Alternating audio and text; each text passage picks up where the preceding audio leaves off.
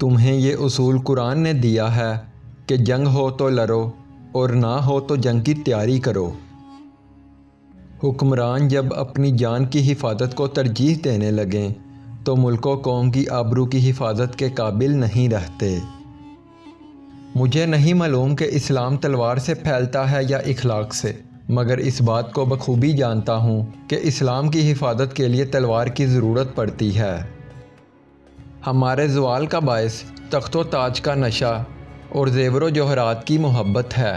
کہاں وہ وقت تھا کہ ہم دنیا پر چھا گئے تھے، اور کہاں ہمارا یہ وقت ہے کہ دنیا ہم پر چھا گئی اور ہم آخرت کو فراموش کیے بیٹھے ہیں۔ قوم کے شہیدوں اور قوم کی مظلوم بیٹیوں کو بھول جانے والی قوم کی قسمت میں غلامی لکھ دی جاتی ہے۔ کافر سے پہلے غدار کو قتل کرنا ضروری ہے۔ ایک جاسوس دشمن کے پورے لشکر کو شکست دے سکتا ہے اور ایک غدار اپنی پوری قوم کو شکست کی ذلت میں ڈال سکتا ہے۔ جس قوم کے نوجوان بیدار ہو جائیں اس قوم کو کوئی شکست نہیں دے سکتا۔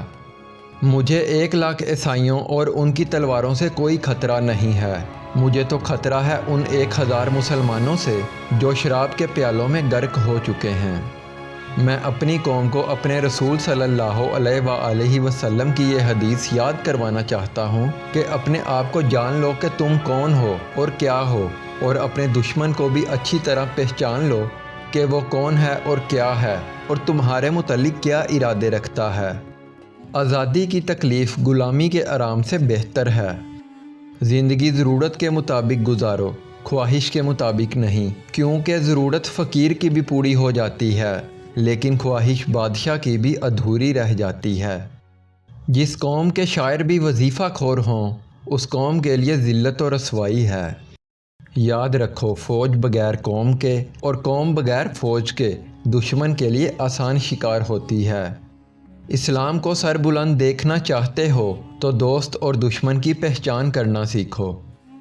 جانتے نہیں ہو صلیبی سلطنت اسلامیہ کو چوہوں کی طرح کھا رہے ہیں، اور جانتے ہو کہ وہ کامیاب کیوں ہو رہے ہیں؟ صرف اس لیے کہ ہم نے پھولوں کی پتیوں پر چلنا شروع کر دیا ہے۔